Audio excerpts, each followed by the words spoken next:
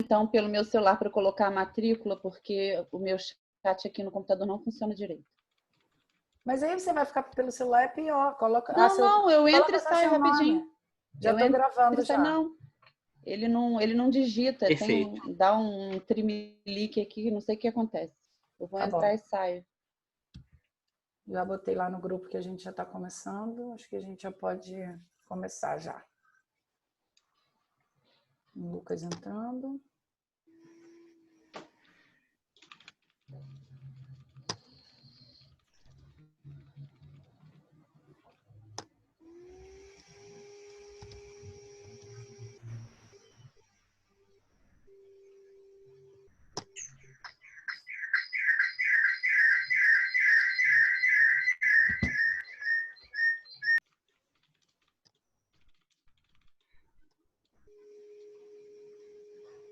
Lucas, coloca essa matrícula lá depois, por favor, querido. Boa tarde.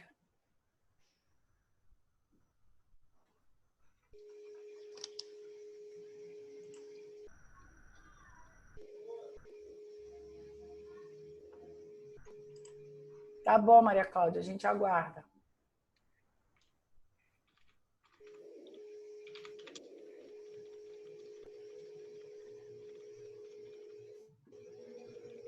Eu vou pegar aqui o e-mail para a gente ver a divisão dos grupos.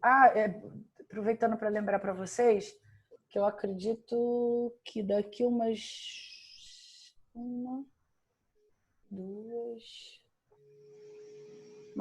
3 ou 4 aulas nós já vamos começar a falar. Tá me ouvindo, Lucas? Lucas? Ah, tá. Agora ele está ouvindo. Tá, pedi só para você colocar sua matrícula aí para a gente poder registrar a presença, que depois tem que enviar para a coordenação. Tá bom, querido? Só para lembrar para vocês que daqui umas 3 ou 4 aulas, mais ou menos, a gente já vai começar com a parte prática. Lembra que vocês vão ter que se organizar em grupos para elaborar os projetos. Vocês já estão se organizando, já estão conversando? Como é que vocês estão pensando nisso? Vocês já tinham feito uma organização mais ou menos, não foi? Na primeira aula? Sim. Na primeira aula a gente tinha começado a pensar, entendeu? Tá. Eu descobri uma forma, um professor me ensinou que tem como a gente dividir essa sala em 2 sub-aulas, sei lá como é que diria. Sim, várias. Vários professores já estão fazendo isso, né? Então dá pra O Marco Antônio adora fazer isso. Divide a gente na sala e marca o tempo. É o verdadeiro Jogos Mortais. Assim é bom para a gente poder trabalhar em grupo, né? Uhum. Tem que vocês precisam utilizar um outro horário para a gente poder fazer toda a parte da elaboração de projeto. Eu acho que mais umas 3 aulas, mais ou menos, a gente já consegue entrar mesmo para a parte prática da disciplina. Se eu não me engano, faltam 2 pontos ainda essencialmente teóricos que a gente precisa falar, e depois a gente já vai começar a falar das metodologias para que vocês possam desenvolver os projetos. Eu tinha ficado devendo para vocês, eu trouxe essa semana a Agenda 21. Lembra que eu falei para vocês da Agenda 21? Ah, sim. Aí eu trouxe, não sei se vocês vão conseguir ver, vou baixar um pouquinho aqui. Essa é a lá de Itaboraí, né? É um documento mesmo, é um livro, como vocês podem ver, que foi elaborado na parceria do município, bancado pela Petrobras, com a parceria da SEAS, da Secretaria Estadual do Ambiente, e que ele coloca aqui os membros da... Não, vocês não estão vendo nada, né? Os membros da Agenda 21 do município. A gente pode buscar para ver se o município de vocês tem a agenda depois. Aí ele coloca as principais políticas por temática, quer ver? Ele coloca aqui, ó. Tá vendo? Desenvolvimento sustentável e Agenda 21, o que é o Comperj, uma caracterização do município, o que é a Agenda 21, qual a sua importância. E aí ele vai dividindo em vários aspectos, ordem ambiental, econômica, as ações da Petrobras, e aí ele coloca os objetivos, vocês não estão vendo nada, né? E fala que não está vendo. As etapas, as atividades, os objetivos e quem é o responsável por cada uma dessas etapas. Não dá para ver nada, né? Não. Agora deu. Agora deu. Aí ele divide assim, ó. e aí ele coloca responsável para a execução de cada uma dessas etapas. E a gente vai ver quando a gente for falar sobre aquela aula dos Objetivos do Desenvolvimento Sustentável, que esse formato aqui, ele continua mais ou menos. Eles só modificaram, subdividiram a questão dos resultados, onde eles incluíram as metas e os indicadores. Então, eu vou ver se para a aula da Agenda 20, dos ODS eu escaneio ou tiro umas fotos de algumas das páginas dessa Agenda 21 para vocês darem uma olhadinha. Aí a gente tem PDF, não? Não, não tem. Eles deram só documento físico mesmo. Fizeram vários desses livros. Só que isso aqui já está um pouco desatualizado, Carla, que já é bastante antigo, é de 2011 o documento. Mas é só para vocês terem noção que é um documento físico mesmo, é um livro que foi entregue para o poder público, para a sociedade civil. Então, eu vou escanear algumas partes para vocês darem uma olhadinha em como é que é a forma, né, o layout do documento e o que modificou para essa questão agora do Objetivo de Desenvolvimento Sustentável. Então, como eu estava falando com vocês, a gente vai ter mais umas 2 aulas essencialmente teóricas e depois a gente começa para a parte mesmo de como elaborar os projetos ambientais, que seria o outro enfoque da disciplina. Tudo bem, Gilberto? Tudo ótimo.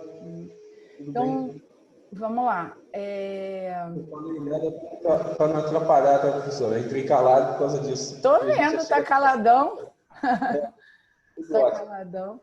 Vamos lá, então. Então, vamos falar um pouco sobre os artigos, né? Eu tinha dividido a turma em dois artigos. Uma parte ficou com o artigo sobre as concepções da educação ambiental. Quem está aí? Carla, que ficou com esse artigo. Lucas, que falou que está sem internet. Eu. Maria Cláudia, o Gilberto e o Frederico. Isso. No artigo 2, a gente tem a Nirvana, que acabou de entrar, a Paula, que está se sentindo um pouquinho mal, disse que vai tentar entrar depois, Renato, Roberta, Rosiane e o Tássio, que está tentando entrar. Então, deixa eu ver aqui o que eles estão falando lá no grupo. Tá, o Lucas falou que está sem internet, o Tássio está tentando entrar. Então, vamos lá, vamos começar então do grupo 1, falando hoje são vocês que vão falar. Grupo 1 é o artigo sobre concepções em educação ambiental. Eu vou abrir o meu aqui para a gente ir dando aquela olhadinha junto. Eu acho que eu vou abrir também. Pode abrir aí, quem quiser o artigo. Para a gente ir falando e pontuando.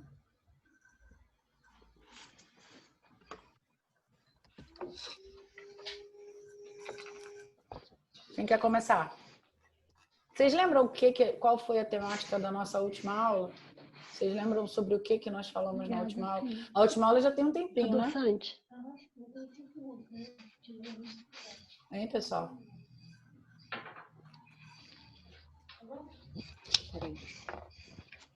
A última aula nós falamos sobre ética ambiental. Vocês estão lembrados? Sim. Sim. Depois Cristiane falou praticamente Tem aquela a mesma figurinha, aquela figura que tinha o caçador, lembra? Isso aí, foi assim que começou a nossa última aula. Com a figurinha do caçador. Está interrompendo muito o áudio para mim. O meu? Também, eu achei que o problema era só meu.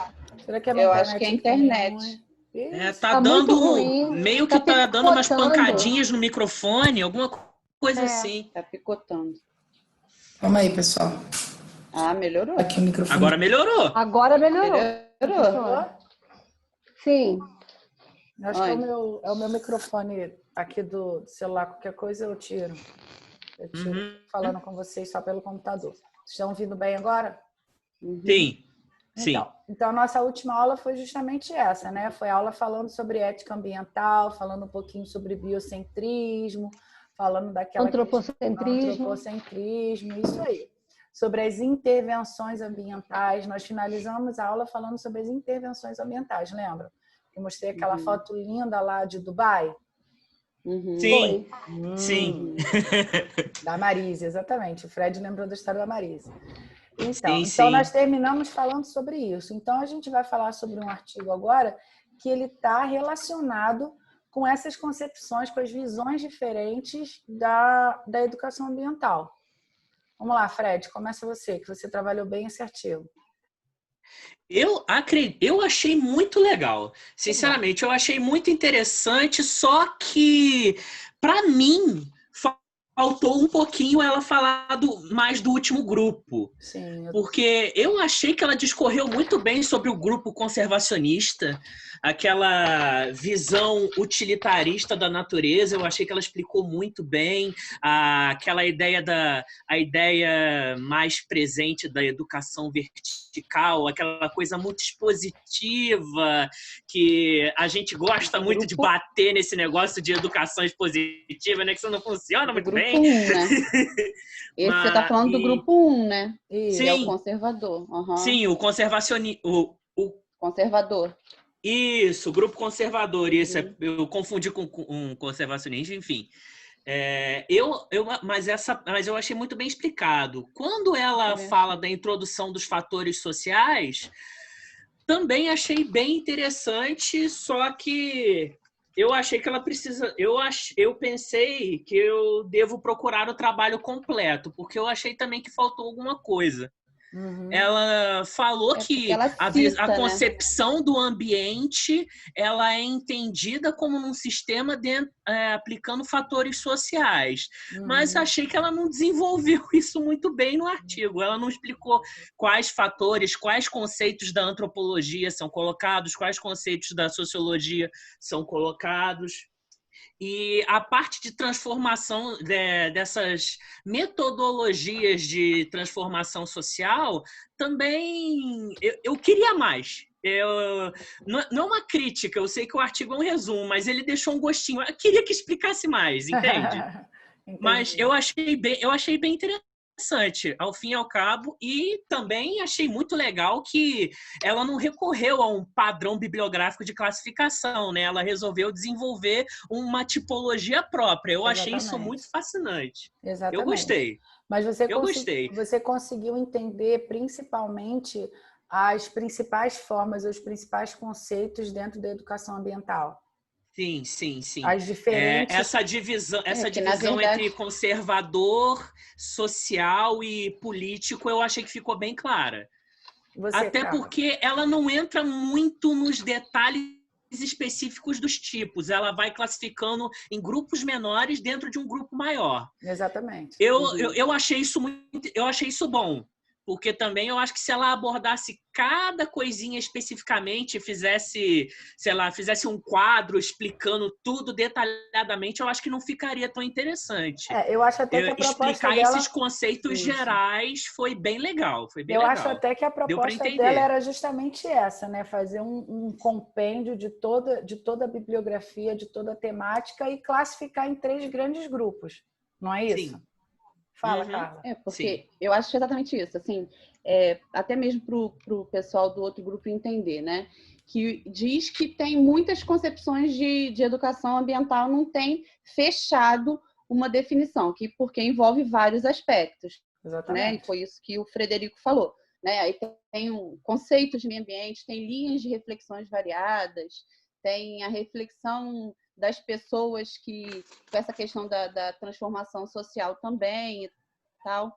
E aí, essa amplitude que eu coloquei aqui, que é interessante, né? Porque ela te dá a necessidade da gente se aprofundar mais teórico e metodologicamente no tema.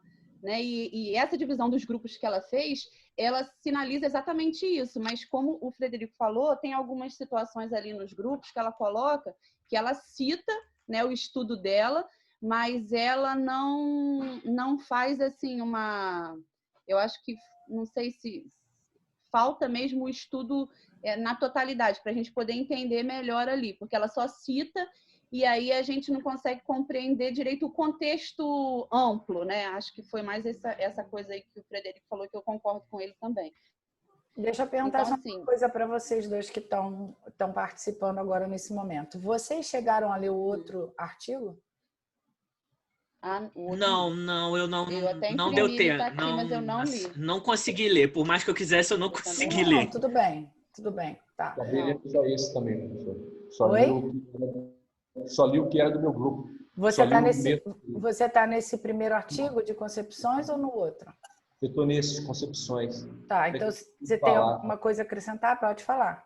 Uma coisa que eu achei interessante que ela fala é que não existe texto neutro, né? Que o professor ele carrega a sua vivência, a sua experiência, o contexto do mundo, os seus valores, né? Isso a gente tinha comentado e eu acho que isso é importante. Realmente não tem como o professor, em qualquer disciplina, e principalmente nessa disciplina relacionada à educação ambiental, a pessoa vai trazer a sua visão de mundo, né? Sim, com certeza. Com certeza. Eu acho que o que eu acho mais legal nesse texto é justamente que a proposta da autora é fazer isso, né? Em momento nenhum ela se propõe a esgotar a temática. Ela diz lá no início que o objetivo dela é exatamente fazer o que o Gilberto falou. Eu vou dar a minha interpretação, a minha visão com base na enorme gama de classificações que tem sobre a educação ambiental.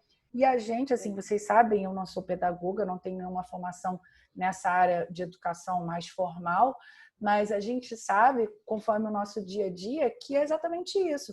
A gente dá a nossa interpretação, a gente fala das temáticas ambientais de acordo com a nossa vivência pessoal ou até de acordo com a nossa experiência profissional também. Então, a ideia dela nunca foi fazer um documento ou um texto fechadinho, um texto rígido. A proposta dela desde o início sempre foi essa mesmo. Pegar os trabalhos de um modo geral e dividir em 3 grupos. Tanto que ela nem coloca, digamos assim, uma forma de classificação. Ela não chama de nada, ela chama de grupo.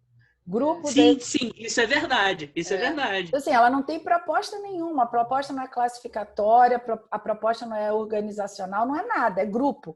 Ela agrupou correntes, pensamentos que têm aquela característica. Uns que são conservacionistas, né? O grupo conservador, que qual era o objetivo? Evitar a extinção de recursos naturais. Então, vamos conservar. Podiam ser, tanto que ela não fala de tempo, ela não fala de nada. Ela coloca dentro daquele grupo todas as pessoas ou todas as correntes que tinham esse interesse em comum. Então, o objetivo dela é, digamos assim, não fechar as gavetas, não colocar aquela coisa dentro do quadradinho, é deixar o pensamento livre bastante. Sim. Aí ela fala dessa questão do equilíbrio, né? Que cita, e ele sempre fala de uma educação mais reflexiva, onde as pessoas possam... Eu achei interessante, eu até pensei na economia, né?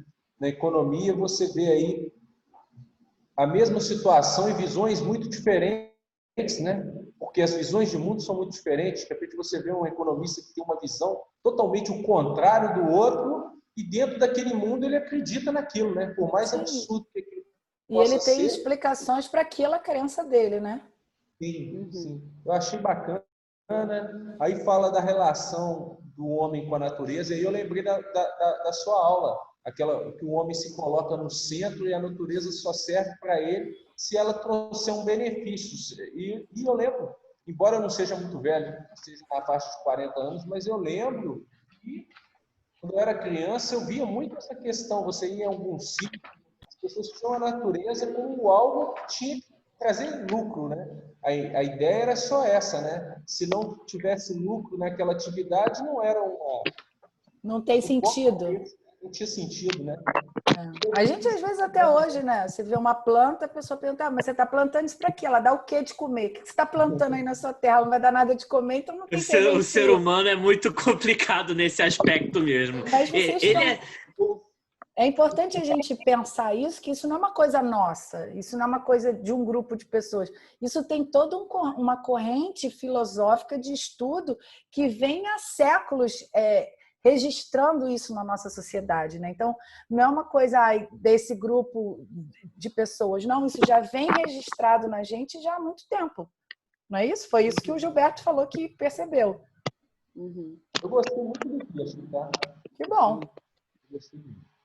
Que bom. O texto é muito bom mesmo, mas ele também é que deixa com gosto de quero mais terrível. Então aí você fica curioso e vai lá buscar os originais. Exatamente. Mais alguém, gente? Lucas está ouvindo a gente? Eu acho que ele saiu, Eu acho que ele eu não caiu, tô vendo né? ele aqui. Ele caiu. A Maria Cláudia tinha caído também, não sei se ela voltou. Voltei. Consegui voltar. Conseguiu? Tá bom. Então, tô conseguindo, mas eu estava sem som, professor. Agora eu estou tentando colocar o som. Vocês estão me ouvindo? Estamos. Estávamos. Estávamos. Mais alguém quer falar sobre esse texto? O pessoal do outro grupo entendeu? Teve uma ideia do que foi colocado? Rosiane, Nirvana, vocês são... Bom, Jairton! Jairton entrou? Então, minha internet aqui tinha caído. Eu acabei não pegando. Jairton não tá, não. Foi. Pareceu. Vamos lá, Jairton. Boa tarde. Boa tarde.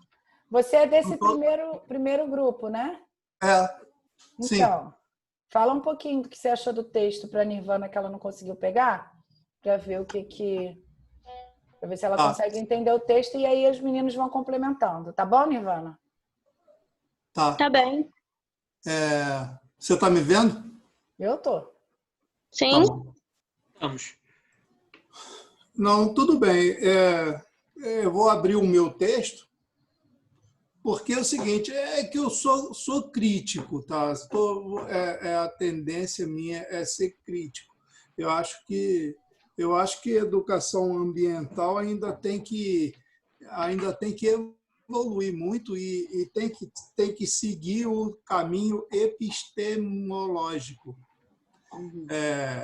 ligado à ciência mesmo, né?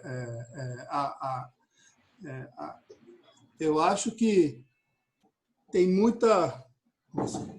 Peraí, tem um chato me ligando. Tem muita discussão em termos do que as pessoas acham que devem ser. Então, no caminho da ciência,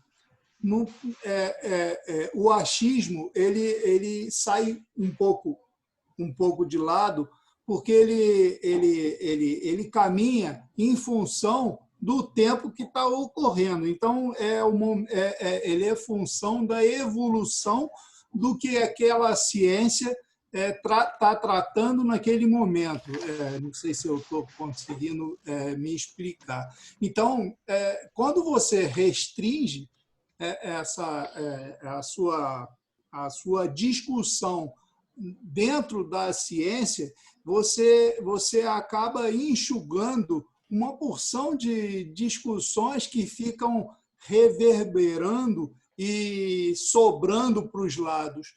Você restringe, de fato, a educação na parte da cultura em si, do que você deve falar. Então, é o seguinte, se você diz o seguinte, assim como exemplo, para eu não ficar muito redundante,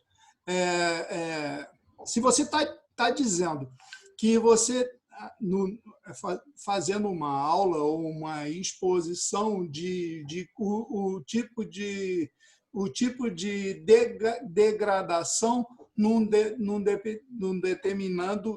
determinado meio. Então, você está expondo aquilo e o tipo de ações que você pode implementar para trabalhar em cima daquilo. Veja, eu não tô falando o que está escrito no meu texto, não. Eu só estou dando a ideia. Ele não está aberto aqui, não. Eu posso até... Não tem problema, não.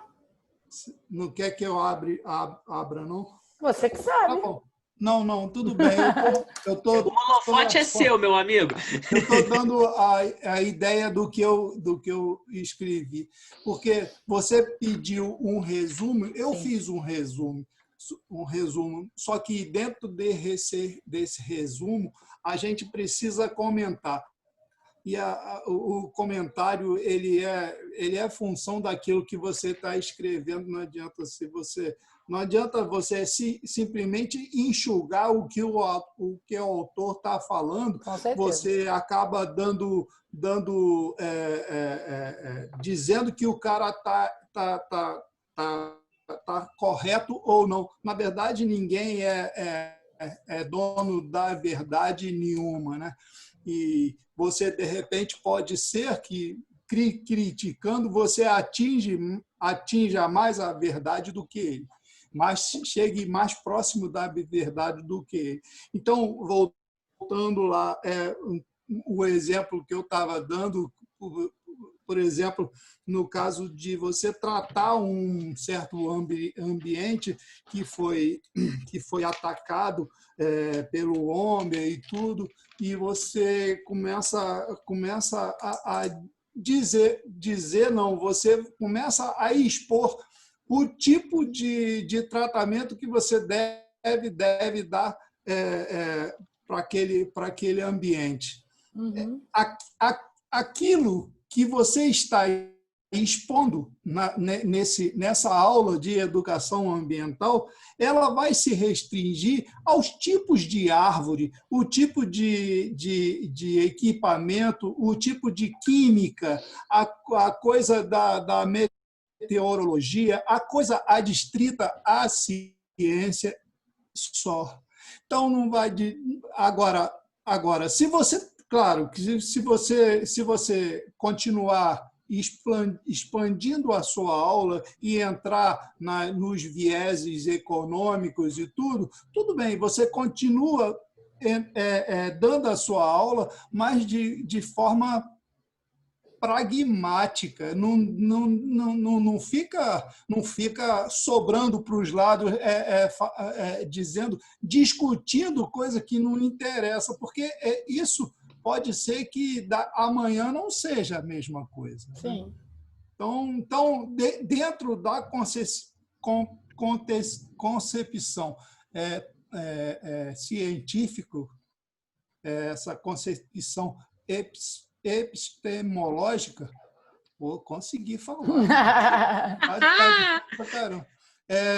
Eu acho que a gente deve variar sempre assim e não ficar discutindo, principalmente quando a gente começa a discutir filosofia social.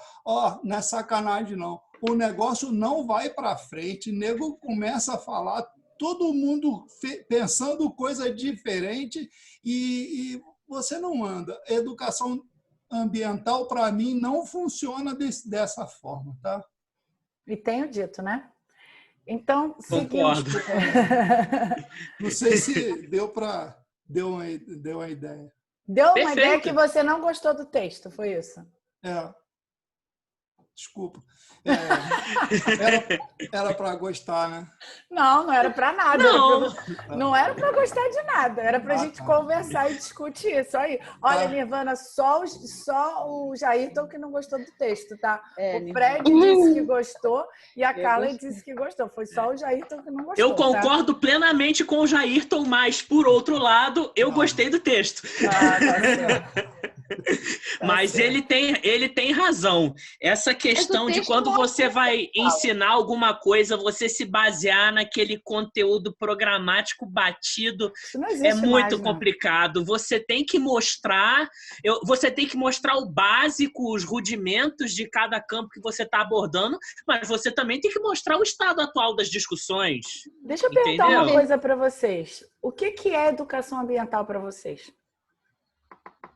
Eu começo a falar isso no meu texto. O que é educação ambiental? Eu não sei dizer. Quer dizer, Alguém sabe? Sei dizer. Alguém tem um conceito assim para dar rapidinho? O que é educação ambiental? Conceituar. Eu acho, na minha opinião, que é a maneira de...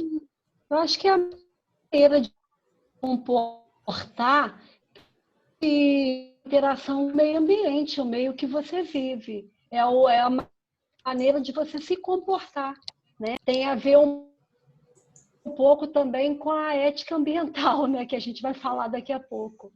Engloba várias coisas, conceito, metodologia, tudo isso, né? A educação, ela vem ampla, e aí é como que você vai direcionar a questão do tema, né? Dentro dessas metodologias aí. Eu acho que isso que também vem meio que de encontro com o que o Jairton falou. Não existe uma reflexão fechada, né? Que precisa realmente de um aprofundamento teórico baseado nessa questão da educação ambiental. Porque a educação ambiental na escola, hoje em dia, ela trata de quê? De Dia da Árvore, Dia Mundial do Meio Ambiente, e a gente está falando de uma questão muito mais ampla que não é só datas comemorativas. Sim. Entendeu? Eu acho que o texto mostrou exatamente o que o Jairton falou. A gente gostou do texto, por quê? Porque exatamente a gente não tinha essa visão. Então, assim, ele, como tem uma experiência muito maior nesse sentido, ele teve como fazer uma reflexão, ele externou essa coisa que ele já tem a visão.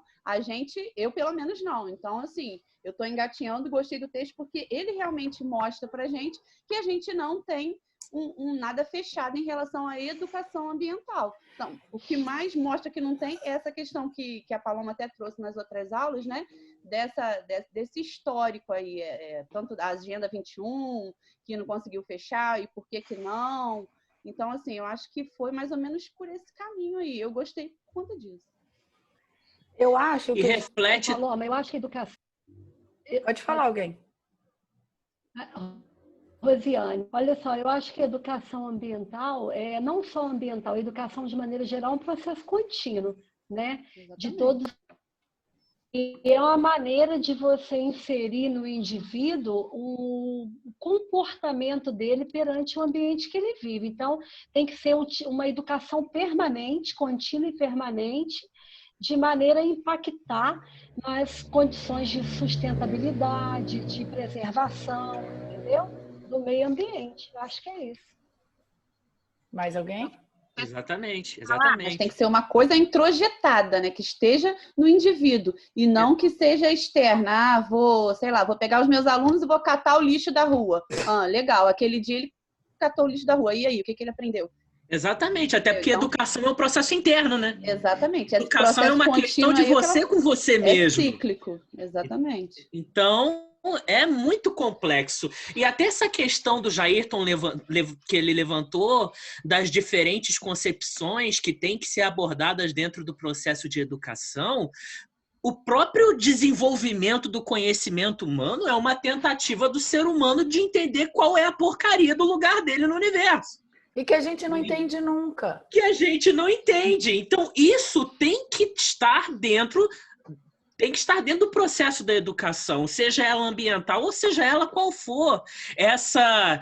Esse paradigma de incerteza, ele tem que estar ali. Você tem que mostrar para a pessoa, olha, isso aqui, esses conceitos básicos, a gente mais ou menos acredita neles e até agora está funcionando, mas tem esse problema e esse problema que a gente não sabe resolver ainda. Fica a cargo de vocês pensarem sobre isso. Então, isso tem que estar presente também. Educação ambiental também tem que ser a tentativa do indivíduo de encontrar o lugar dele dentro do universo, como um todo. Na verdade, o problema está na educação. E não na educação ambiental somente. Exatamente. Está na educação e não em qualquer vertente que ela tenha. Exato. Maria Cláudia, fala. Eu queria complementar o que os colegas estão falando, mas mais trazendo para a parte prática. Por quê? O que a Carla falou, o que o Frederico falou, eu entendo bem isso. A educação, ela é igual a educação do colégio. Muitos pais acham que quem tem que educar é o colégio. Não. Educação vem de berço, de casa. A gente tem que educar os filhos da gente e a escola é uma continuidade dessa educação.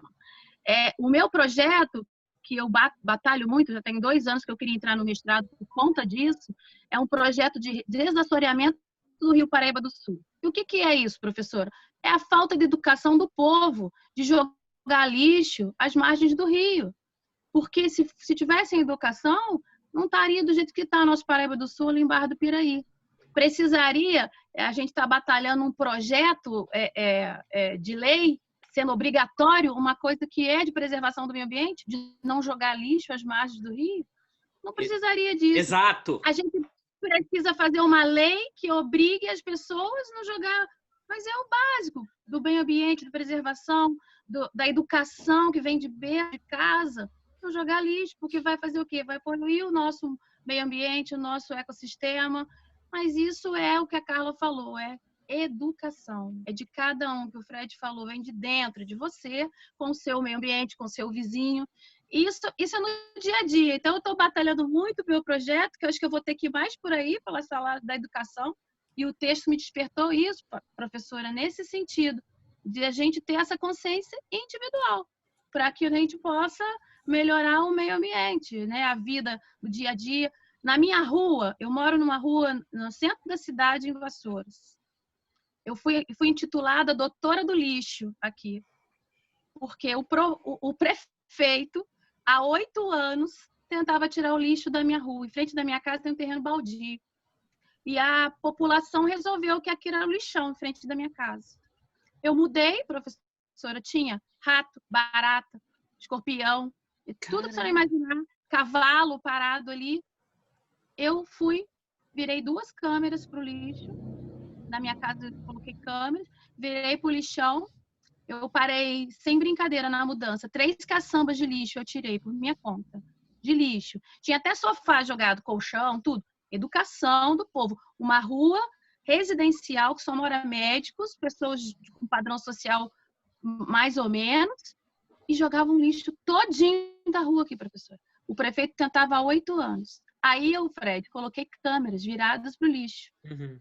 Todo mundo que jogava lixo, as madame da rua, né? Eu pegava o lixinho que ela jogava e colocava lá na porta da casa dela. Ia pro Facebook falar um monte. Isso é questão de princípio, de educação, blá, blá, blá. Acabou o lixo, meu terreno tá limpo, professora. Mas aí eu fui intitulada, a chata, a que fui na corda. A senhora sabe com quem a senhora tá falando? Sei, com uma porquinha que joga lixo na porta da casa dos outros. A senhora é uma... Perfeito, adorei! O meu terreno não vai jogar mais. Ninguém jogou mais, professora. Porque é uma questão que eu tive que ir. Eu falei que eu ia processar, fiquei intitulada, mal vista na rua. Doutora do lixo, não me importa. Até o prefeito veio me parabenizar. Doutora, Ainda bem que você resolveu o problema, né? Resolvido, prefeito. Por quê? Chamei ela de porquinha. Ninguém mais queria ser chamada de porquinha, eu ia pro Facebook. Acabou. Mas isso é o quê? É o que o texto fala. É uma questão da gente despertar isso dentro da gente. Eu trazia bicho para minha casa dos outros, tinha ter cavalo, carrapato. Gente, é o lixo tem reciclado, separar. Então, assim, é importante? Mas é princípio, é de cada um. Agora ninguém joga. Todo mundo amarra o lixinho preto, as folhinhas do quintal, eu passo, tá todo mundo com lixo. Eu tiro foto, depois eu parabenizei. Aí depois eu dei o parabéns, que ninguém mais colocou lixo. Coloquei um banco, Fred, na frente desse lixão. Agora tem um banco para sentar. Eu fui lá e soldei um banco. Acabou o lixo. Agora era uma questão de princípio. É um exemplo que eu estou dando para vocês, que esse texto desperta. A mesma coisa o Rio Paraíba do Sul. Você chega em Barra do Piraí, é lixo na margem, né, professora? Do Rio. E é uma questão... É isso que eu queria falar, que eu entendi do texto também, tá? Vai, Gilberto. Eu queria até complementar o que a Cláudia falou. Eu concordo quando ela fala que é uma questão de educação e o que ela narrou ali está perfeito. Que ela está se referindo ali a um público que tem uma condição de classe média, as pessoas que têm acesso à informação. Então, nesse caso, eu vejo que é perfeito o que ela está falando. Mas, em alguns outros setores de pessoas de menor renda, eu vejo que tem essa questão de valores também, mas eu vejo que tem muito desconhecimento também. Quando você fala que não pode botar fogo, as pessoas não entendem, porque não entendem o sentido. como que a fumaça foi embora. As pessoas não entendem. Ou quando fala que o plástico não pode jogar no rio, ela não entende que o plástico não vai se destruir em 2, 3 dias. Então, eu acho que tem situações. No que ela falou ali, perfeito. Eu vejo que é mais grave, porque as pessoas têm acesso à informação, elas sabem. Eu vejo que é falta de educação mesmo. Mas, no outro sentido, eu vejo também que é muita falta de informação, né? Então, é difícil poder você conseguir identificar isso, poder segmentar qual tipo de política que vai ser adotada, né, professor? Porque talvez um grupo ele não precisa dessa educação ambiental, porque ele já tem acesso às informações. Mas eu vejo que tem um grupo de pessoas que elas não sabem mesmo, né, professor? Elas não têm noção nenhuma do impacto que uma medida simples pode estar causando, jogar um saco de lixo no rio, né? O que a senhora vê, professora? Então, apesar do Jairton ter destruído todo o meu artigo e ter acabado com a minha aula numa fala de 2 minutos, o que eu entendo com essa questão toda da educação ambiental? Vocês estavam falando, eu estava até anotando algumas coisinhas aqui para a gente poder discutir, né? Trazer essa discussão para cá para o grupo, que particularmente eu acho ótimo. Eu adoro conversar, abrir a visão de mundo. Eu não tenho a visão fechada, assim, tudo que vocês falam eu vou anotando, vou pensando, vou refletindo, enfim, acho que a gente está aqui para trocar ideia. O que eu acho importante a gente pensar, apesar de eu concordar com o Jairton, que essa coisa toda de ficar falando, filosofando, a gente não leva a nada, a gente precisa. O Jairton, ele tem a cabeça de engenheiro, ele tem a cabeça assim mais regrada, mais, digamos assim, ordenada, que facilita muito realmente a implementação de muitas ações. Eu concordo muito com ele que a gente precisa realmente pensar em educação ambiental como ciência. Só que, por outro lado, eu concordo com a fala, por exemplo, da Maria Cláudia, que ela falou, olha, educação é uma coisa que a gente tem que trazer de casa. A escola complementa, ensinando, como o Gilberto falou, ensinando as pessoas por que isso não pode ser feito, por que aquilo tem que ser feito daquela forma. Mas eu entendo também que, para algumas situações, a gente precisa sistematizar o conhecimento. Quando o texto fala em 3 grupos de visão de ideias ou de conceitos, o objetivo é sistematizar o conhecimento. É você passar isso com visões diferentes para que você possa propor ações práticas dentro de cada um daqueles 3 itens.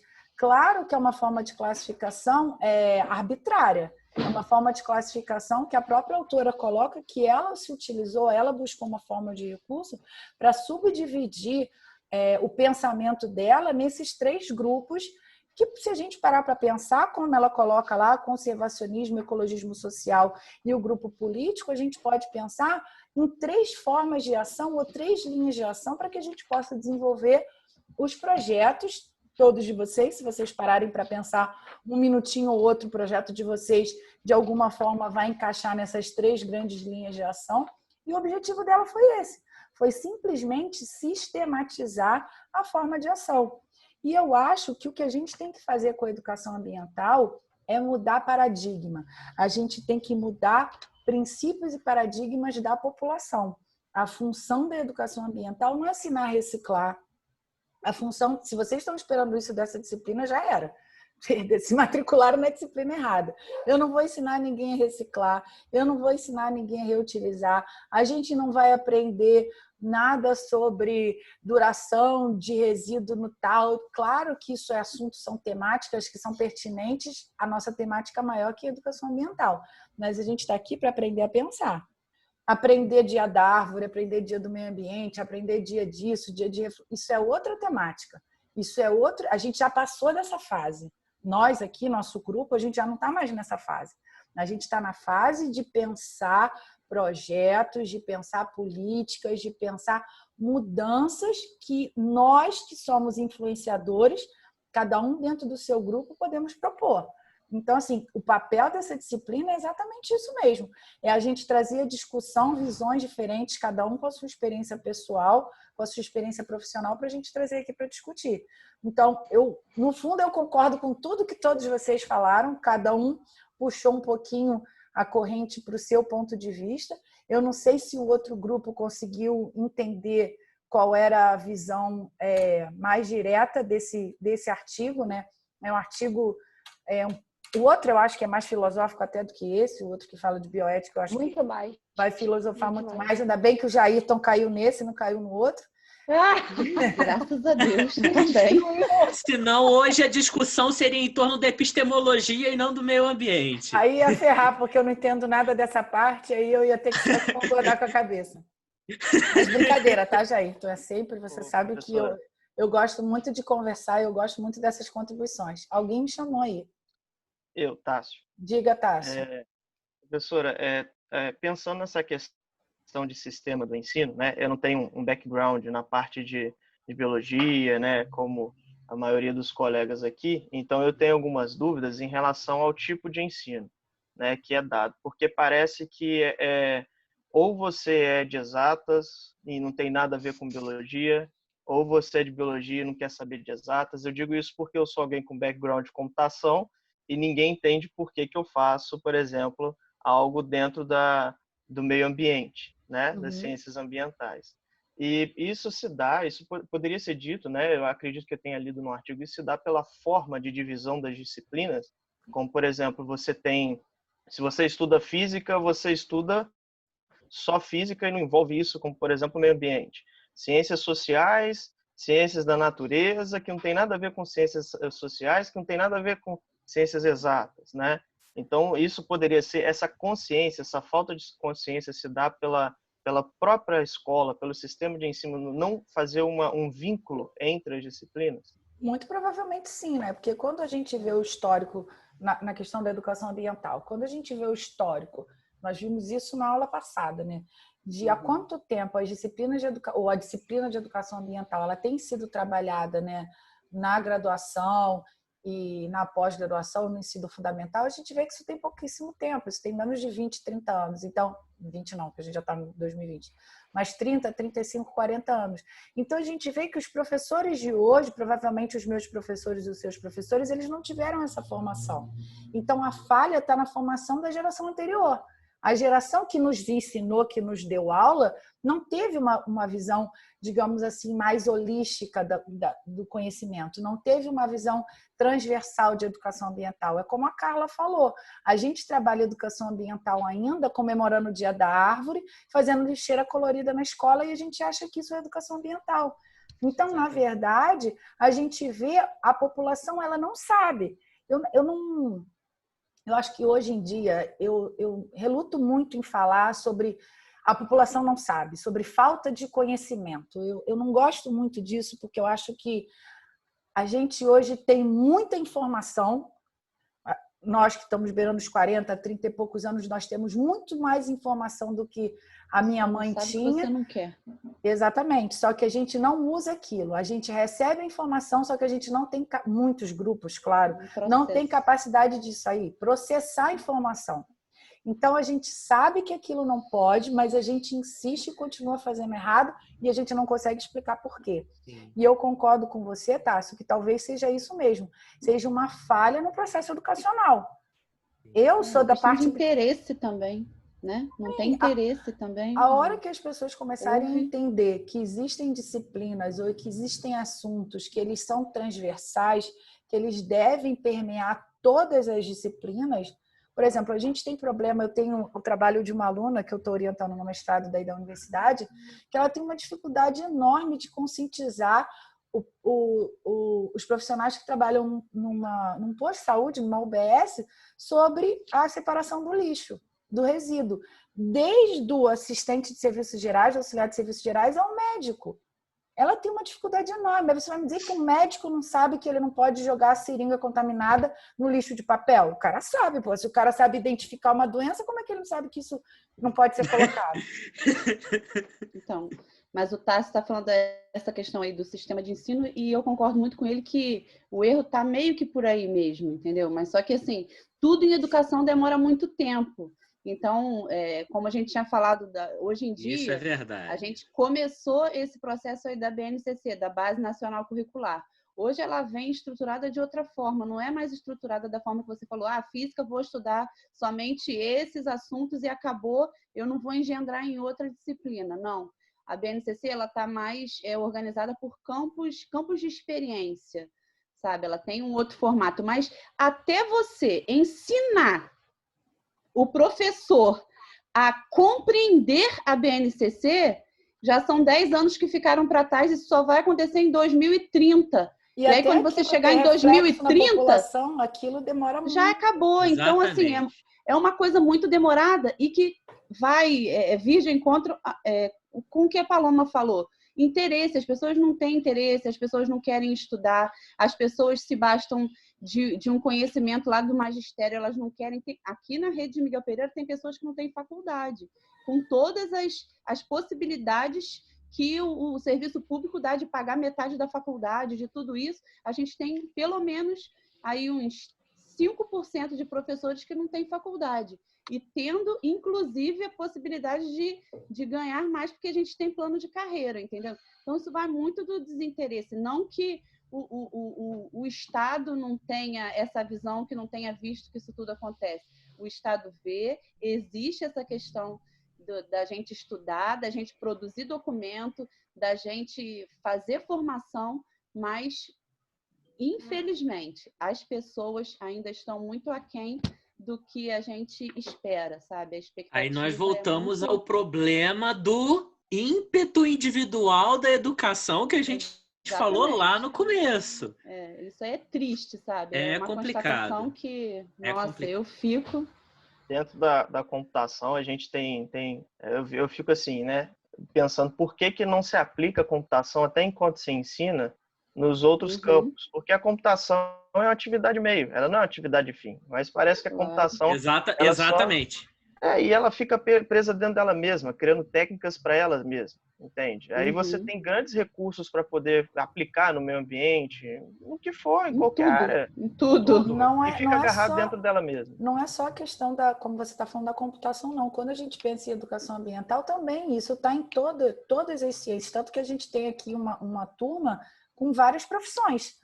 Então, nós temos pessoas de várias fontes, né, de ensino diferente, que aprenderam dessa forma mais segmentada, cada um lá no seu quadradinho, e que, por motivos particulares, despertaram interesse e conseguiram ver ou pensar, de alguma forma, ou aplicar a educação ambiental ou as ciências ambientais dentro da sua formação inicial. Então, já é a prova que a gente já tem uma visão diferente, né? A gente já consegue ver essa necessidade de aplicar essa outra ciência, ou essa ciência maior.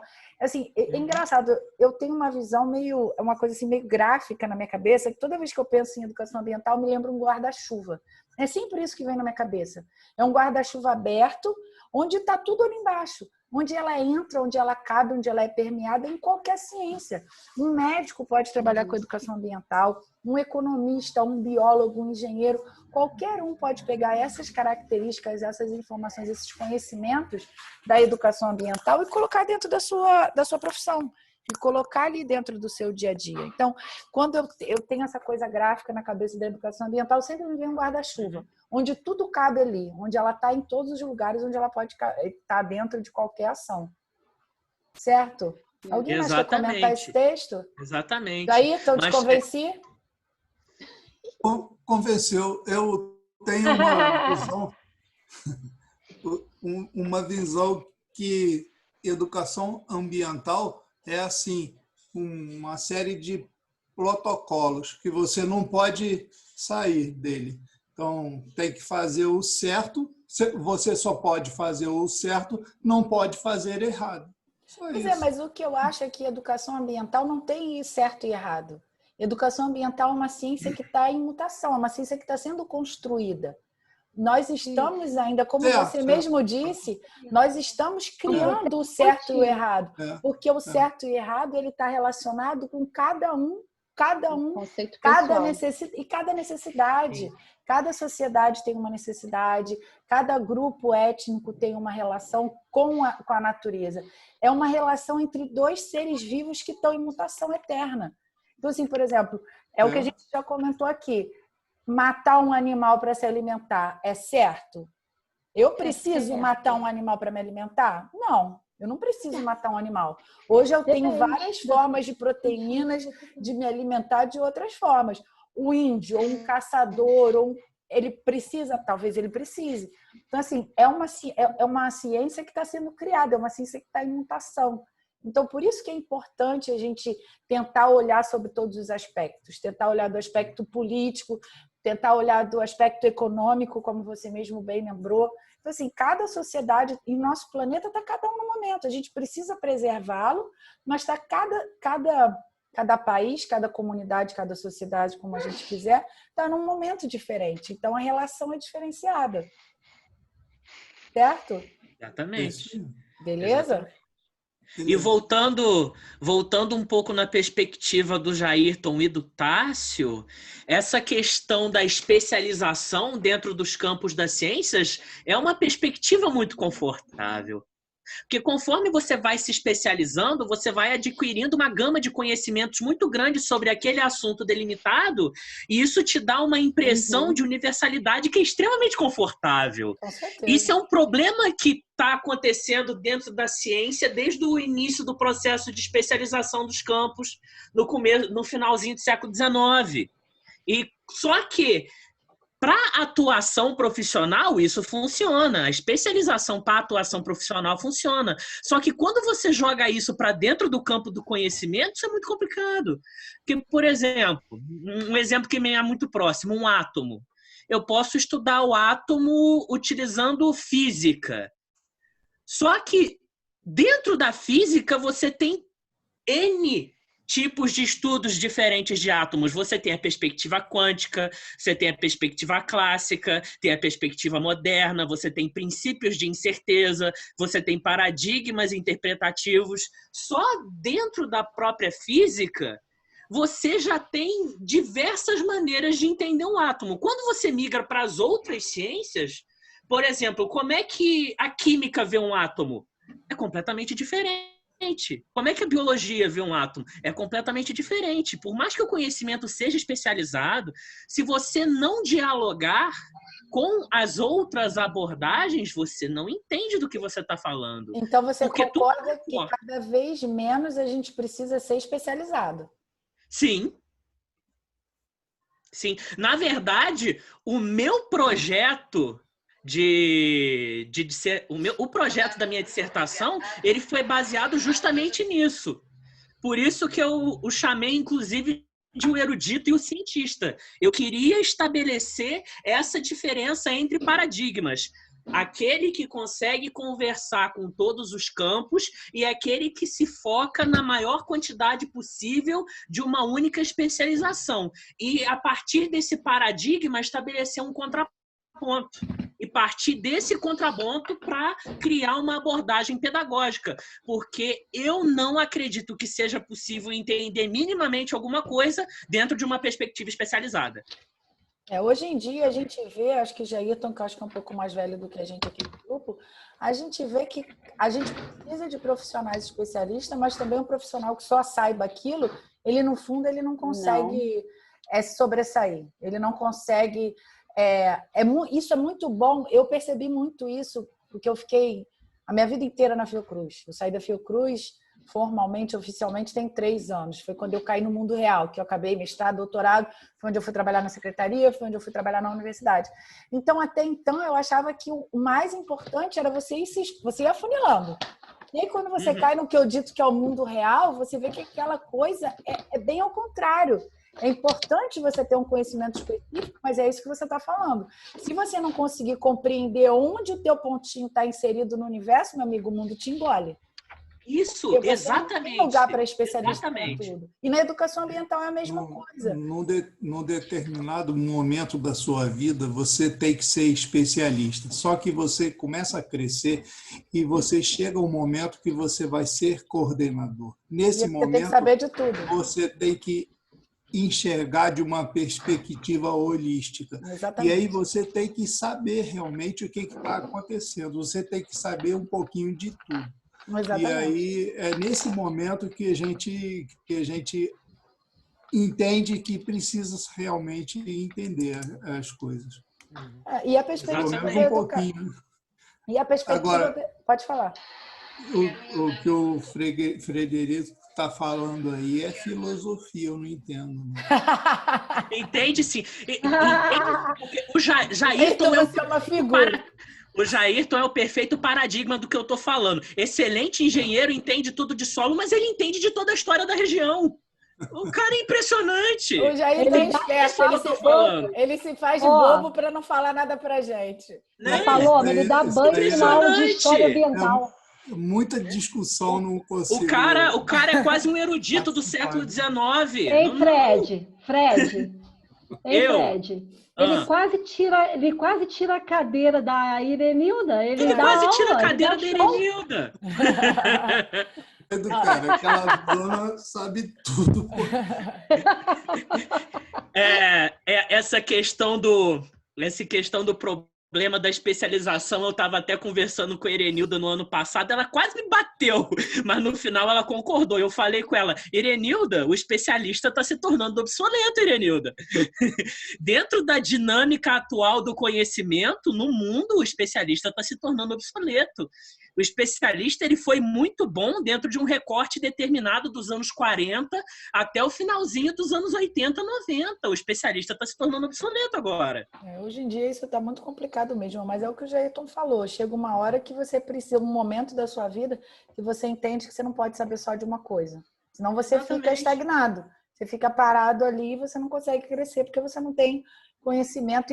Ou até, como alguém falou aqui nessa nossa discussão, plasticidade para mudar. Porque você pode, olha, eu não sei sobre essa temática, então eu vou, né, ter aquele interesse para mudar a temática. Alguém quer fazer mais alguma colocação sobre esse primeiro artigo? Não? Eu acho que a gente tomou muito tempo do segundo grupo. Falamos demais. Falamos demais. Então vamos lá para a segunda temática. Da ética ambiental à bioética ambiental. O grupo é Nirvana, Paula, Renato, Roberta, Rosiane e Tássio. Vamos lá. Com vocês, a palavra é de vocês. Eu posso começar? Pode. Então, eu achei a linguagem, né, meio rebuscada, eu não estou acostumada. Fala também sobre umas correntes filosóficas, né? Tem algum problema se eu não ligar a câmera? Não, por mim não. Então, tudo bem. Eu fico mais à vontade sem ligar. Então, a linguagem achei, né, um pouco complicada, então vou falar o que eu entendi, né, claro. A gente passa a ter uma preocupação, né, com os recursos da Terra a partir do século XX. Até então você tinha o quê? A ideia de que o pensamento, né, de que o homem era separado da natureza, né? Se eu não estou enganada. Então, assim, mas como a gente começou a extrair mais recursos, né, por conta de toda a aceleração, né, do crescimento populacional, a gente foi extraindo mais recursos, foi precisando de mais recursos para produzir, né? Então, começou a se associar o quê? O colapso do planeta e a sua relação, né, com o homem. Ou seja, a gente tinha que parar de separar as coisas. Então, né, veio a ética ambiental, ela veio tentar regular essa relação entre homem e a natureza. Então, assim, vou dar um pulinho lá na Grécia, né, como o Fred aí deu um pitaco. Então, na Grécia Antiga, o que a gente tinha? Os gregos entendiam que parte da natureza que o homem fazia parte da natureza, tanto até que Aristóteles inventou a botânica. Então, assim, existe o cosmos e cada um tem seu papel para ele funcionar. Por exemplo, a macieira da maçã. O vento venta, né? O padeiro faz pão. Então, assim, ou seja, cada um ocupando ali o seu espaço, ocupando o seu papel. Mas com a modernidade, né, isso foi se separando. Uma ideia cristã, por exemplo, o homem não é parte da natureza, mas a natureza foi feita para servir o homem. Aí, conforme isso, né, foi acontecendo, a preocupação foi cada vez maior em controlar e extrair os recursos da natureza. Já até uma ideia, né, mais científica, assim mesmo. Então, a partir lá do século XX, foi como eu comecei, né, a gente tem novamente essa preocupação da relação do homem com a natureza. Lembra até aquele documentário, né, da Rachel, onde ela fala lá sobre o uso do agrotóxico, né? Se inicia essa preocupação do equilíbrio entre o homem e a natureza. Isso aí. E aí, essa daí foi mais ou menos a minha ideia. A Nirvana falou tudo, professora. Representou o grupo. Filosofou. Vou tirar um instante para bater palmas para Nirvana, porque ela lembrou de Aristóteles e eu amo Aristóteles. Então... E olha que ela disse que achou... E olha que ela disse que achou o texto difícil e que não tinha entendido bem. Quem entendeu melhor o texto do que a Nirvana, então? Olha só. Professora, eu só queria complementar uma coisa. Na verdade, a Nirvana, ela foi muito feliz na explicação dela, porque o texto é filosófico. Eu achei muito interessante a tua fala e a tua compreensão. E vem de encontro também com o que eu compreendi. E vou ser sincera para você. Eu precisei até buscar uma outra fonte de pesquisa, porque eu li para poder entender essa trajetória. Na verdade, a ética e a bioética, né? O texto fala sobre essa trajetória, se ainda com essa preocupação da relação homem-natureza, né? Porque só se entendia, olhava a natureza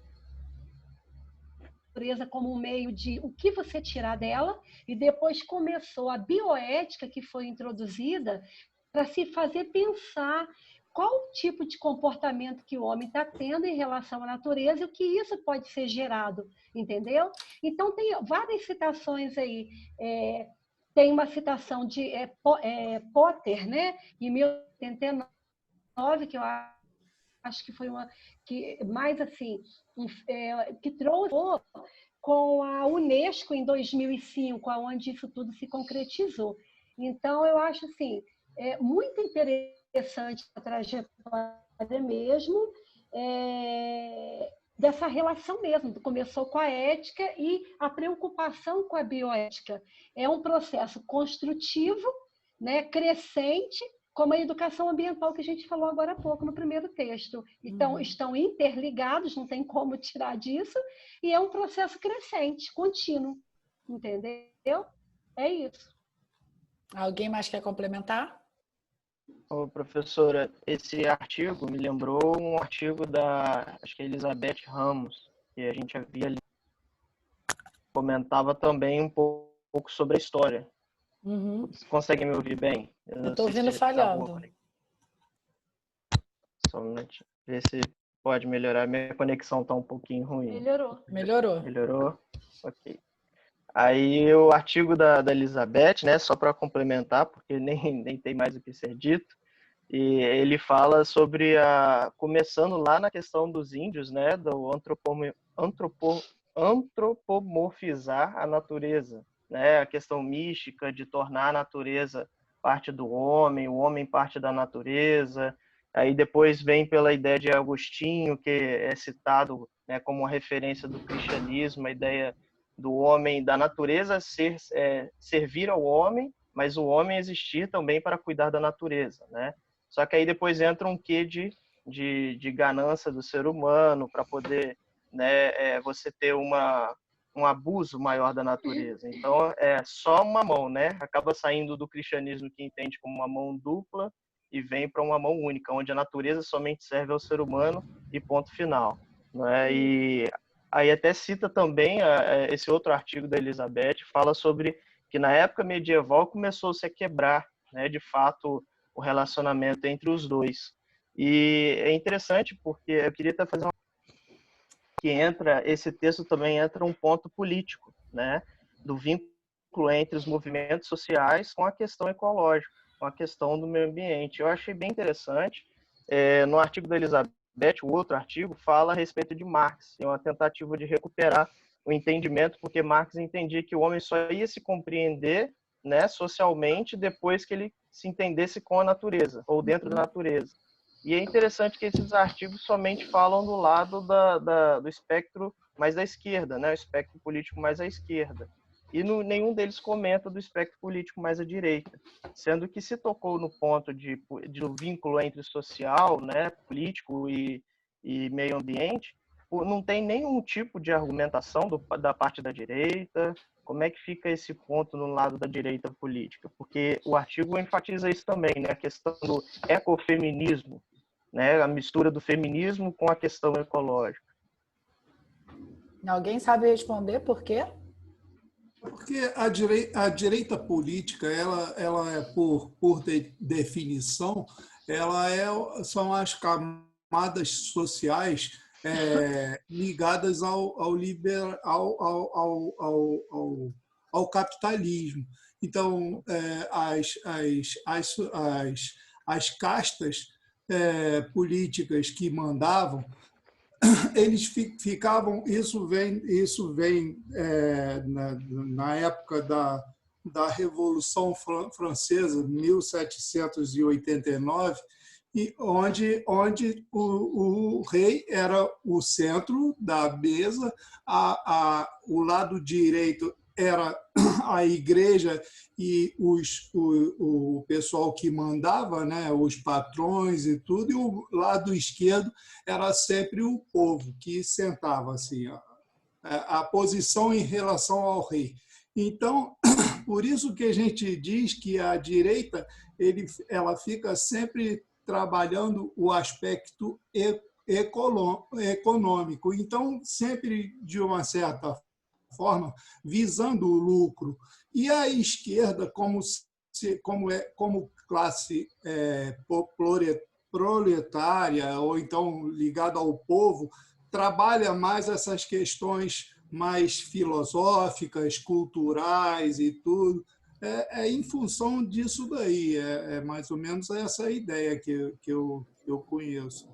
Então, e a gente, só para complementar o que o Jairton falou, que eu não conhecia isso, eu não sabia essa questão do lado da direita e da esquerda, eu não sabia que era por isso, mas, além disso, o que a gente pode complementar é que, eu acho que isso fala até nesse artigo, ou se não fala, a gente já comentou isso nas aulas passadas.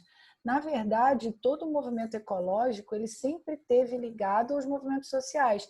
A origem do movimento ecológico, quando a gente começa a falar lá do Clube de Roma, das reuniões que nós tivemos lá de Estocolmo, de 72, e a própria reunião que nós tivemos no Rio, ele sempre esteve ligado às classes sociais, ele sempre teve esse viés social. Isso fala também naquele primeiro artigo que a gente falou antes, quando ele fala lá do aspecto ecológico-social, que ele já traz esse grupo que a gente está chamando de esquerda, né, com esses movimentos sociais, atrelados ao movimento ecológico. Então, isso vem desde a base, desde o início da criação. O início do movimento ecológico ele começou a ser pensado justamente porque ele se contrapõe a, digamos, exploração exacerbada. Então, ele, no início, não que seja o que deva ser, no início, o movimento ecológico ele tinha como objetivo principal conservar e preservar. E isso ia de encontro à produção. Então, era sempre um embate, uma dicotomia entre quem vai proteger e preservar e quem precisa degradar para poder produzir. Então, é um pouco incoerente, ou era incoerente lá no início, que essas duas movimentações, que esses dois pontos de vista andassem juntos. Hoje a gente já consegue pensar um movimento ecológico mais abrangente, onde a gente já tem várias formas, a gente já saiu do conservacionismo, que é você só proteger, você não pode fazer nenhum uso do ambiente natural, para o preservacionismo. Vocês lembram desses conceitos, né? Onde a gente utiliza a natureza, mas a gente repõe ou a gente preserva o possível. Então, hoje a gente já tem uma coisa meio, digamos assim, central, onde a gente consegue aliar os dois interesses. Mas no início, ou você preservava ou você produzia. Por isso que você não tem, como você perguntou, essa questão do conservacionismo de direita. Porque ou você preservava ou você era contra o sistema. Não tinha como você ter as duas visões, você está nos dois momentos. Mas hoje seria possível você combinar ambas as visões, certo? Sim, porque hoje a gente não tá também, né? Por exemplo, para ilustrar a questão do Tássio, sobre essa questão de direita, esquerda, não sei o quê, eu acho isso tudo muito chato. Mas, por exemplo, você tem um grande autor do conservadorismo, que é o Roger Scruton, e ele tem esse livro aqui, Filosofia Verde, Como Pensar as Questões Ambientais, que ele faz um negócio que eu adoro, que ele volta lá no meu amigo Aristóteles, e ele começa a explicar como nós podemos entender os problemas ambientais a partir da filosofia. Porque isso é uma questão interessante que é até levantada por um autor da história ambiental, o Donald Worcester, que no livro dele sobre história da ecologia, ele cita justamente essa questão que a Paloma falou. Quando surgem os movimentos ecológicos, eles estão completamente descolados da ecologia, porque a ecologia, enquanto ciência, ela queria entender a natureza para controlar a natureza. E essa não era a proposta do grupo ecológico. O grupo ecológico estava focado na preservação. Então, ele ressalta que existia, inclusive, uma cisão entre essas duas questões. Agora, com a evolução do pensamento a partir do tema, a gente já não tem mais isso. Você já tem outros autores que discutem esse problema, como, por exemplo, Roger Scruton. Tanto que hoje a gente nem fala mais da educação ambiental tão ligada à ecologia, como o Frederico está falando. A gente fala mais de movimentos ambientalistas, onde a gente pensa na preservação ambiental como um todo. E aí a gente tenta tirar um pouco daquela dicotomia homem-natureza e inclui o homem como ser vivente, que necessita da natureza, que causa degradação, que vai tirar dela meio de sobrevivência, de subsistência, mas que vai, de alguma forma, tentar recompensar essa natureza de alguma forma. Excelente, excelente. Outro ponto que eu achei bem interessante também é que as pessoas que usavam da natureza para produzir, eles não tinham a ideia de simplesmente de destruir a natureza. Não é assim essa visão, nós vamos destruir, ponto, acabou. Era a visão de estarem controlando. Eu lembro do documentário da doutora Carson, que os cientistas falavam, né, que o homem está gradualmente controlando a natureza para poder produzir. Mas E você a doutora, concorda ela que falou, é uma visão super antropocêntrica? é super antropocêntrica. Por que eu Mas tenho é que aquela visão controlar a assim, natureza se eu faço parte dela? Não existe se eu isso. sou Assim. parte dela. Sim, sim. Mas aí isso já é um problema desde que o homem é homem, né? Desde Homero. Eles estão tentando entender por que o homem tem essa mania de controlar tudo, mas enfim. Superioridade, né? Tem que controlar, tem que dominar. É a questão, né? É o problema do paradigma da consciência. O que a consciência da realidade fez com o homem, né? Ao mesmo tempo, o que a consciência tem de tão especial, o que ela não tem? É uma questão interessante. É uma questão interessante. Mas segue, Tássio. E essa sensação, né, que os cientistas tinham, né, principalmente na Primeira Guerra, eu percebi esse ponto também no texto, que ele já começa até falando que foi durante a guerra que começou a surgir até essa preocupação, né, entre as. Foi quando, na verdade, isso chamou mais atenção, porque já havia essa preocupação. Mas durante a guerra, com a necessidade de produzir mais, né, de até por questão de guerras frias depois que vieram, esse abuso, né, era sempre uma ideia de você está fazendo uso da natureza para quem realmente importa, né? A questão da antropologia, do homem, né? Da questão do ser humano. Vamos usar a natureza para o que realmente importa, que é o ser humano crescer, ganhar guerras e produzir e tudo mais. Então, essa visão, os cientistas argumentavam isso, né? Como se fosse uma coisa boa. Não, nós estamos controlando, né, a natureza, fazendo a natureza produzir o que ela deve produzir. Então, a sensação assim, nós estamos fazendo o bem, né, o que é certo, né? Sou assim, se for parar para pensar, por alto, né? Uhum. Mais alguém? Cadê o pessoal do grupo? Roberta, Rosiane. Eu falei, professora. Jair, não vai falar nada, não? Não, Jair, não leu esse. Professora. Não registrei. Fale. Ninguém? Então, olha só, o que eu falei, só para recapitular, ver se a gente pode pensar dessa forma. Na verdade, que a Nirvana explanado no início, a trajetória da ética ambiental que começa lá no século XX, procurando entender a relação do homem com a natureza. Pois só existia o entendimento de como o homem poderia explorar a natureza, o que ele poderia tirar dela em benefício próprio, entendeu? Para a sua subsistência. Na década de 70, com a avaliação do Van Potter, né, veio trazer à tona a bioética. A bioética faz você repensar sobre os valores dessa interação comportamental e ver como que o homem se comporta, projetando sobre ele a responsabilidade da garantia da qualidade do que se tira da natureza. Ah, que lindo! Cadê? Tem visita. Vai lá no papai. Ela vai estar trabalhando. Vai lá no papai. Oi, é o Bernardo? É o Bernardo. Vai lá no papai. Então, professor... Desculpa, gente. Nada. Então, projetando a responsabilidade do homem sobre as ações dele na natureza, entendeu? A verdade é essa. Isso é bioética. Então, em suma, é isso, né? O texto, ele fala, o título, né, do artigo, nenhum de vocês falou sobre isso. O título do artigo, para os outros colegas, vamos voltar lá no título, Da Ética Ambiental à Bioética Ambiental. Então, a gente pressupõe que são dois conceitos diferentes, ou que evoluíram de um momento para o outro. E o que vocês podem falar sobre isso? Vocês acham que... Vocês ficaram com a ideia de que é a mesma coisa?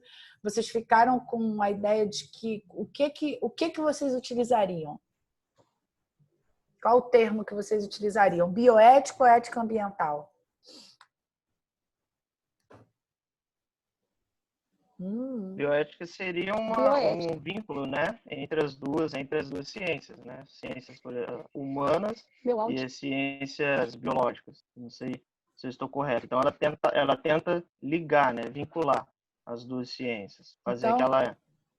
Então tá, se você acha que o termo mais apropriado seria bioética.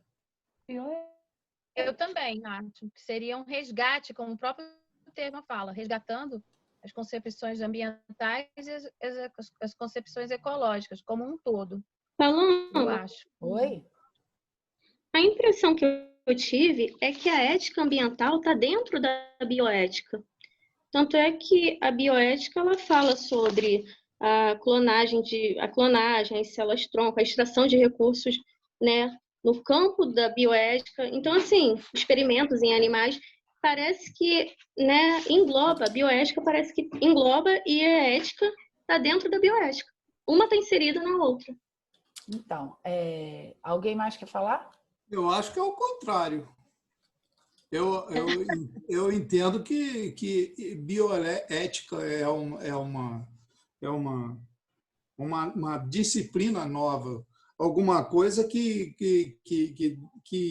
veio para explicar e dentro de uma filosofia nova de ética ambiental. Só que a ética ambiental, ela igual vocês estão falando aí, ela remonta a 700 anos antes de Cristo, que com Aristóteles aí, que eu adoraria discordar com ele, só que ele é muito genial, não dá não.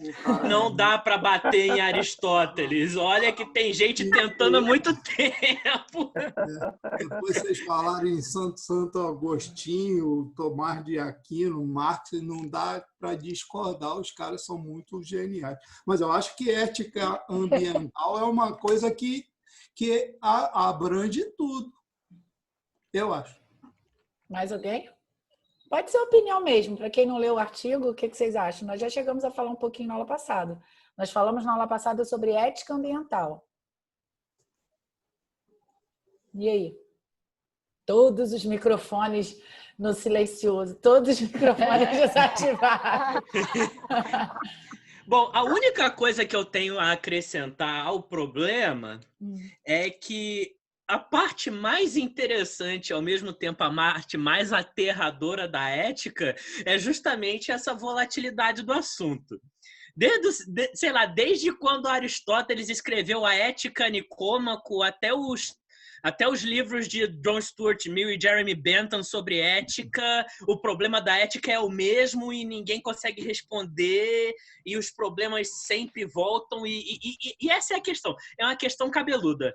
Eu acho que se o ser humano chegar a responder 99,99% das suas perguntas, a única que ele nunca vai responder é a da ética.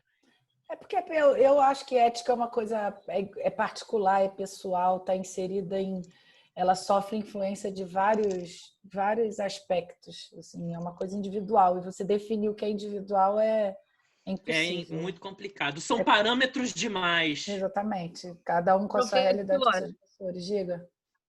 Eu achei interessante aqui a parte do texto que eu estou acompanhando aqui, essa parte que eles falam, a primeira década, em 70, era chamada microbioética, depois em 80 passou a mesobioética, e a partir de 90, a terceira década chamada de macrobioética, ou ética global. Ou seja, esses aspectos da globalização que estão inseridos como um todo. É o meio ambiente, com o direito das futuras gerações, ampliaram a sua gestão e horizonte, os direitos à vida, aos quais não são mais individuais, nem sociais, porém globais e atemporais. Eu acho que explica bem aqui o que eles estão querendo dizer com bioética. Né? Uma maneira mais global da coisa a partir de 1990. É isso mesmo? Então, mas o termo bio não tem a ver com vida? Sim.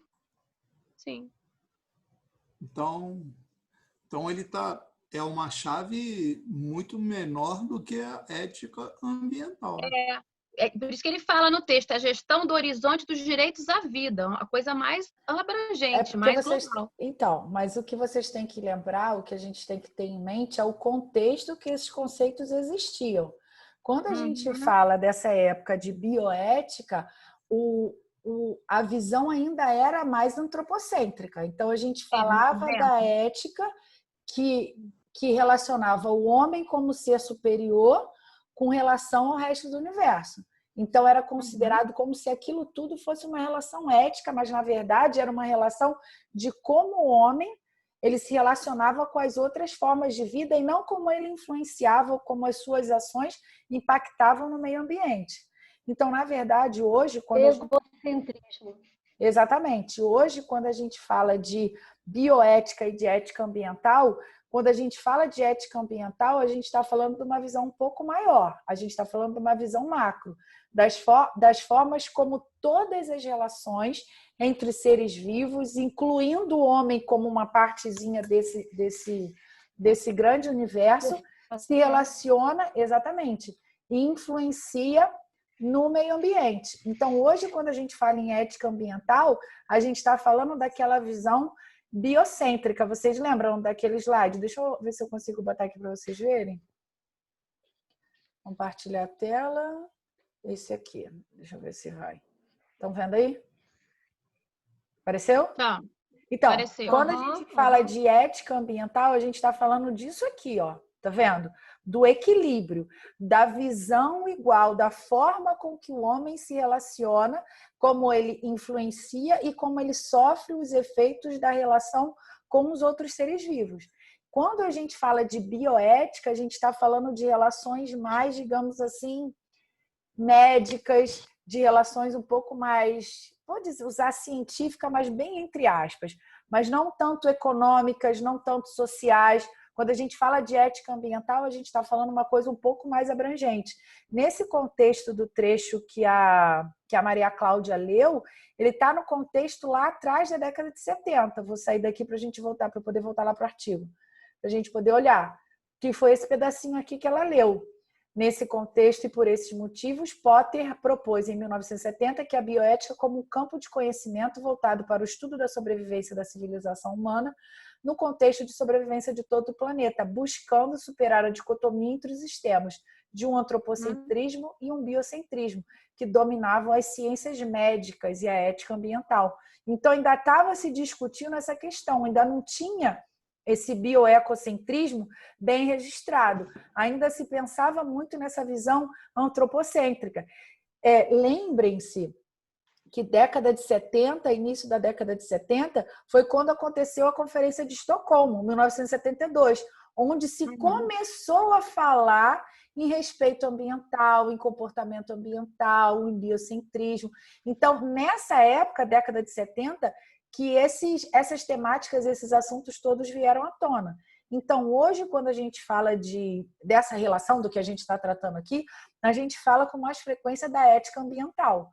Alguns lugares a gente ainda escuta falando de bioética ambiental, mas a nomenclatura ou a forma mais correta é a ética ambiental. Tanto que quando a gente chega nesse mesmo artigo e vai lá embaixo, esse artigo que esse grupo leu lá no final, ele tem uma tabela. Vocês chegaram a dar uma olhadinha nessa tabela?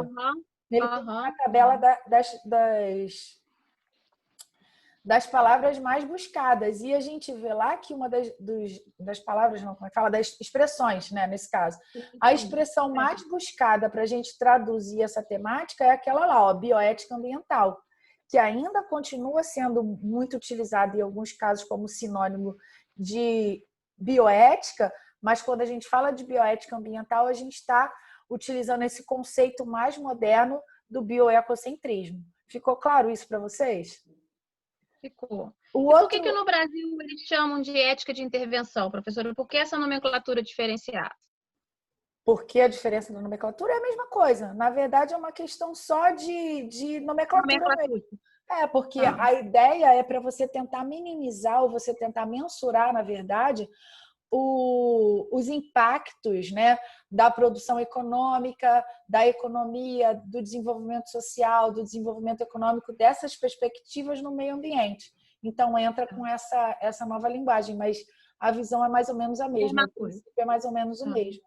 Quem tiver, se vocês puderem, claro, né, se vocês tiverem assim um tempinho, pelo menos faz uma leitura transversal do outro artigo, para vocês terem uma visão um pouco mais geral do que a gente discutiu. Não precisa aprofundar, não precisa buscar referência bibliográfica, nada disso não, mas só para vocês terem uma ideia geral da temática, tá? Alguém ficou com alguma dúvida? Alguém quer colocar alguma coisa? Pode falar, Jair. Não, é o seguinte, você falou, no caso da ética ambiental, a relação do homem com os seres vivos. Uhum. Você falou isso, né? Mas o negócio não transcende, não. Vamos botar um exemplo, por exemplo. Existe tem um projeto não sei se é da ESA ou da NASA, de explodir um corpo celeste aí que pode vir a se aproximar da Terra, não se sabe, mas se explodir para fazer um teste, para ver se vai dar certo. No caso de acontecer no futuro vir de fato um asteroide, aí tem o equipamento, certo? Tudo bem. Aí o cara vai e explode esse corpo celeste. Ele pode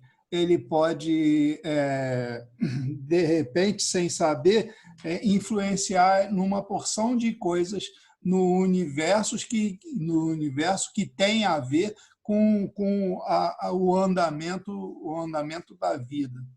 Então, eu pergunto, a ética ambiental abrange também essa área? Se abrange essa área, não é só a relação do homem com os seres vivos, a relação do homem com o ambiente de uma forma geral, né? Sim, sim. Eu não é engraçado, eu não consegui ver essa sua discrepância, essa sua dúvida, porque assim, talvez eu não tenha me feito tão clara quanto eu quis dizer. O que eu quis dizer é justamente isso aí, no meu ponto de vista, o exemplo que você está dando, a ética ambiental também tem a ver com isso, porque de uma forma ou de outra, quando você começa a interferir no universo, você começa a interferir no planeta, você começa de uma forma ou de outra a interferir nas relações entre os seres vivos. Né? Por exemplo, a gente sabe que conforme começam a surgir esses efeitos até naturais, de vulcão, de ciclone, começam a mudar lá, sei lá, segundos do giro da Terra, isso tudo de uma forma ou de outra, quando você vai acumulando essas diferenças, radiações, você vai criando mutações nos seres vivos que talvez vão ser percebidas daqui a algum tempo. Então, assim, para mim, a sua questão está dentro do que eu falei. Eu não tenha conseguido me expressar dessa maneira, mas eu entendo que é uma questão de ética ambiental e que provavelmente vai interferir e que deva ser levada em consideração também. Até porque, se isso acontecer, a gente não sabe quais seriam os efeitos. Quais seriam os efeitos de uma explosão desse determinado porte no universo? Será que isso interferir no processo de rotação da Terra? Será que isso interferir em deslocar a Terra de alguma forma do seu eixo? Será que isso interferir em regime de maré, produção de alimento? Então, assim, possibilidades. O que eu quis dizer de relação com os seres vivos são todas possíveis, incluindo os homens e não incluindo. Então, assim, pensando em planeta e pensando em universo mesmo. Eu acho que a questão da ética ambiental cabe no seu exemplo, sim. Não vejo nenhum problema com isso, não. Tá?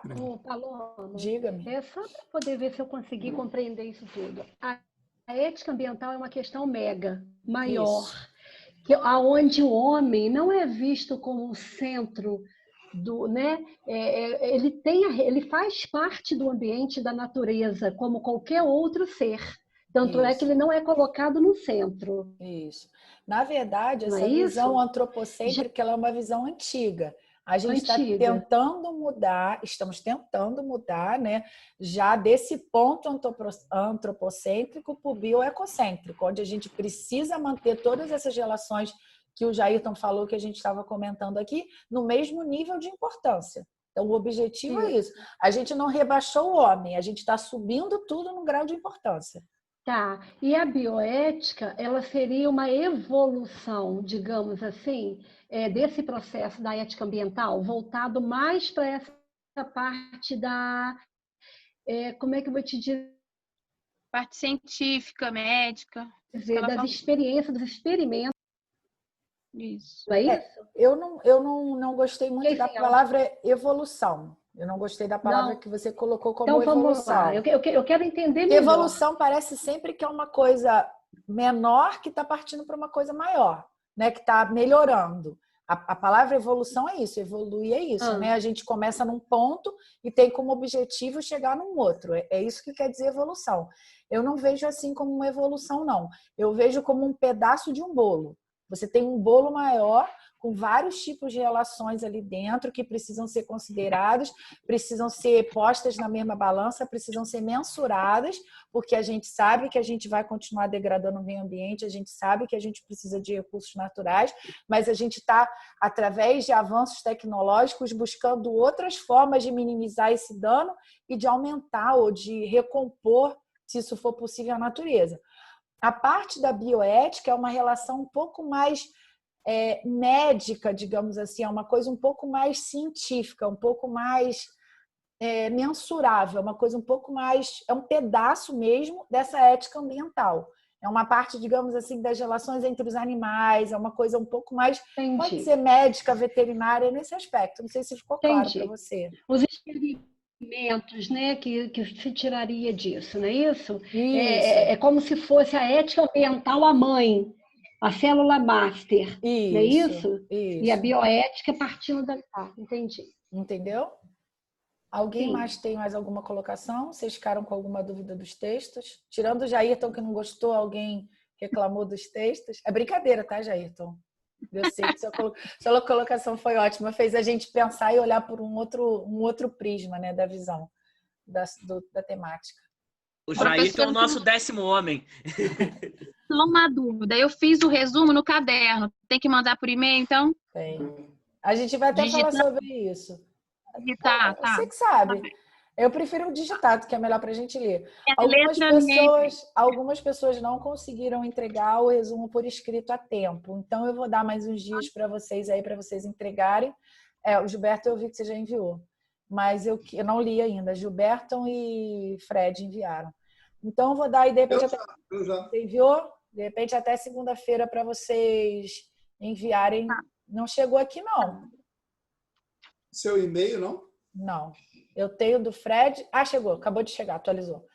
Então, eu dou até segunda-feira para vocês entregarem. Pode ser segunda-feira no final do dia, para vocês poderem entregar. Eu queria pedir de novo para vocês colocarem aqui, quem não colocou, colocar o número da matrícula aqui, para a gente poder salvar e fazer e enviar depois para a pós-graduação. Alguma dúvida, pessoal? Não? Tudo tranquilinho? Então, acho que hoje a gente pode ficar por aqui, né? A gente já está aqui perto do finalzinho da aula e semana que vem a gente vai falar sobre Política Nacional de Educação Ambiental. A gente vai falar sobre a lei que criou, né, a Política Nacional e o Programa Nacional de Educação Ambiental, tá bom? Então, quem não colocou o número da matrícula aqui, coloca, por favor. Nome completo, número da matrícula, quem souber também. E encontro vocês na próxima semana, tá bom? Ok. Beijo, pessoal. Final de semana. Tchau, tchau. Tchau, gente. Tchau. Tchau. Até.